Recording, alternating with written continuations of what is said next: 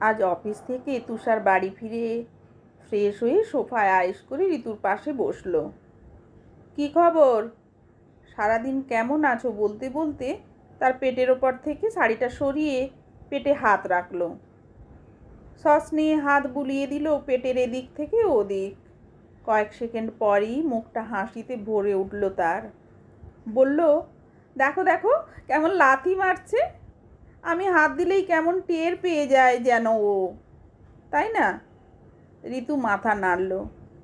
ভেতরের সন্তানের আনন্দটুকু অনুভব করতে পারছে সে।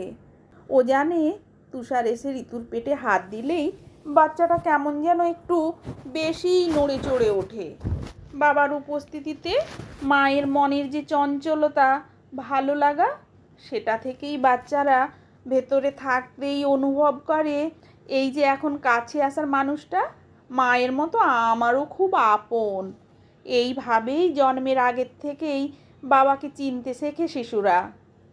ঋতু তুষারের হাতের ওপরে হাত রাখলো। আজ মনটা তার ভালো নেই।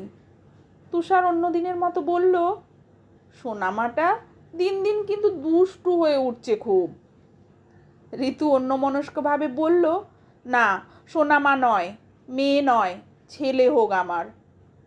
তুষার একটু অবাক হয়ে ঋতুর কাছে সরে এসে মৃদু হেসে বলল, এ কি নতুন কথা?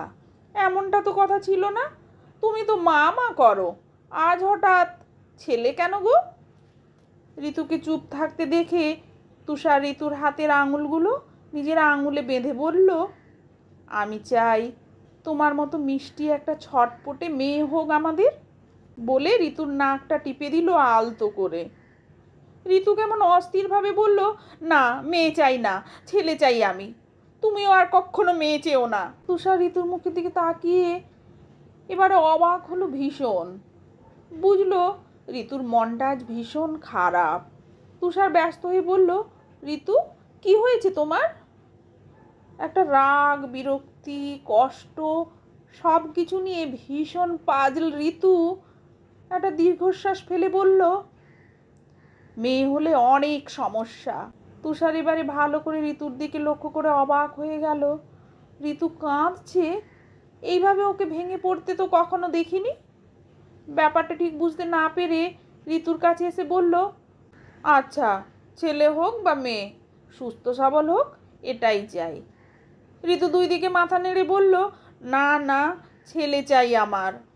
তুষার ঋতুকে আর ঘাঁটালো না। ওর কাছে সরে এসে একটা হাত ধরে মৃদু চাপ দিল।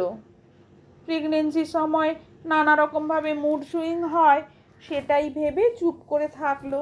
ভাবলো কোনো কারণে মনটা বড্ড বিক্ষিপ্ত ঋতুর, নিশ্চয়ই কিছুক্ষণ পরে তাকে সব বলবে নিজের থেকেই। তাই কিছুটা সময় দিল তাকে। ঋতু তুষারের কাঁধে মাথা রাখলো।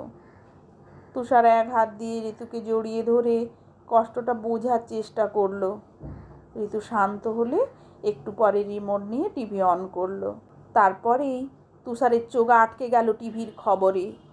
ধর্ষিতা মেয়েটির মা তখন এক সাক্ষাৎকারে হাহাকার করে বলছে, 10 বছর ধরে এই বিচার আমি চাইনি।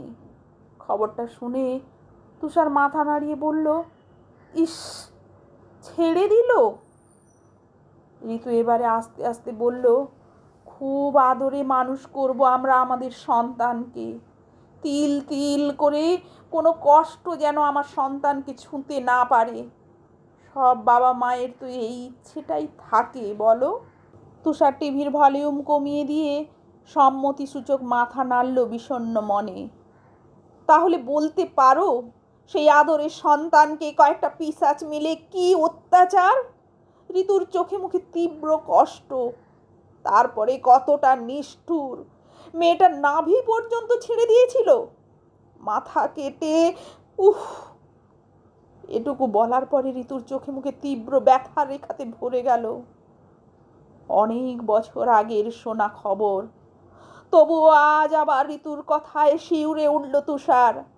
ঋতুর মুখের দিকে তাকিয়ে বলল, চুপ করো ঋতু, চুপ করো, আর বলো না। ওরা এত সহজে হাল ছাড়বে না, সুপ্রিম কোর্টে নিশ্চয়ই যাবে, শাস্তি ওদের পেতেই হবে। কি অদ্ভুত না, 10 বছর ধরে একজন মা তার পরিবারের লোক নিজের সন্তানকে হারিয়ে শুধু অপেক্ষা করে যাচ্ছে সঠিক বিচারের। ভাবো তো। তুষার কিচ্ছু বলতে পারে না। খবরটা শুনে তারও ভীষণ কষ্ট হচ্ছে, রাগ হচ্ছে, কেমন এক হতাশা ঘিরে ধরলো তাকে। তাহলে বলো, আমাদের যদি এরকম মনের অবস্থা হয়, তাহলে সেই মেয়েটার বাড়ির লোকের অবস্থা কেমন, তার মায়ের মনের অবস্থা কেমন? মেয়েটা মরেই গেল। তিল তিল করে বড় হয়ে ওঠা মেয়েটা শুধুমাত্র কয়েকটা নোংরা মানুষের লালসার শিকার হয়ে চিরতরে শেষ হয়ে গেল। মেয়েটার মা কি করতে পারলো? কিচ্ছু না, করলো শুধু অপেক্ষা। 10টা বছর ধরে কেস চলল। তুষারের কিচ্ছু বলার নেই। কি বলবে সে? ঋতু আত্মমগ্নর মতোই বলে চলেছে, মেয়েটার উপরে অত্যাচার করেছে যারা, কোর্টে মেয়েটার মায়ের নিশ্চয়ই ইচ্ছে করছিল সামনে কাঠগড়ায় দাঁড়িয়ে হাসতে থাকা পিশাচগুলোকে ছিঁড়ে ফালা ফালা করে দিতে। কিন্তু না, বিচারের ওপর আস্থা রেখেছিল। কিন্তু আজ আজ এই পিশাচগুলো হাসতে হাসতে ছাড়া পেয়ে গেল আরও এরকম অপরাধ করার।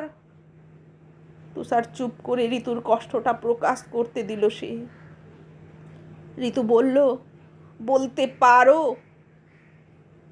আমাদের এই সমাজ কোন পথে চলেছে? নিরাপত্তা কোথায়? আলোর দিশা কোথায়? তুমি এত ভেবো না ঋতু, শরীর খারাপ করবে তোমার। তুষার সামলাতে চাইল ঋতুকে। না, তুমিই বলো। ওরা তো এখন বুক ফুলিয়ে ঘুরবে। ওদের দেখে আরও নৃশংস নরকের কীটেরা উৎসাহ পাবে। মেয়েরা রাস্তাঘাটে নিরাপত্তা কিভাবে পাবে? আজ এই বাড়ির মেয়ের হয়েছে, কাল আমার বাড়ির মেয়ের যে হবে না, কি গ্যারেন্টি আছে? মেয়েরা কি আর নিরাপদে থাকবে? তুষার ঋতুকে কাছে টেনে নিল। কিচ্ছু বলার নেই তার। বুঝতে পারছে ঋতু কেন এত কষ্ট পাচ্ছে। সে নিজেও যে একজন মেয়ে, মা হতে চলেছে, দুশ্চিন্তা তো হবেই। ঋতু তুষারের বুকের কাছে সরে এসে বলে, আমি ভাবতেই পারছি না আমার মেয়ে হলে তার সেই ছোট্ট থেকে এত ভয় নিয়ে আমি বাঁচতে পারবো না। আমি শান্তি পাবো না, নিরাপত্তা পাবো না, বিচার পাবো না। তাই তার থেকে ভালো আমার ছেলে হোক। ছেলে হলে কি এই সমস্যা মিটবে ঋতু? তুষার ঋতুর মাথায় বিলি কেটে দিতে দিতে বোঝাতে চেষ্টা করলো ঋতুকে। জানি না গো, কিন্তু এটুকু জানি, আমি ছেলের মা হয়ে আমার সন্তানকে আমি শেখাবো মেয়েদেরকে সম্মান করতে, মেয়েদেরকে রক্ষা করতে। এতে যদি কোনো একটা মেয়ের ভবিষ্যতের পথ নিশ্চিন্তের হয়, বাবা মায়েরা শান্তিতে থাকতে পারে, সেটাই অনেক। তুষার ঋতুর হাত ধরে অল্প চাপ দিল। বুঝলো ঋতুর এই ভয় অযথা নয়। সত্যিই তো, সমাজ এখন যে নোংরা সামাজিক ক্ষতের পথে এগোচ্ছে, তাতে মেয়েদের নিরাপত্তার ঝুলি তো শূন্য। তুষার বুঝলো ঋতু ঠিকই বলেছে। প্রত্যেক ছেলের মায়ের এই দায়িত্বটা পালন করা উচিত। নইলে ভবিষ্যতেও সমাজের মেয়েরা নিরাপত্তাহীনতায় ভুগবে সারা জীবন।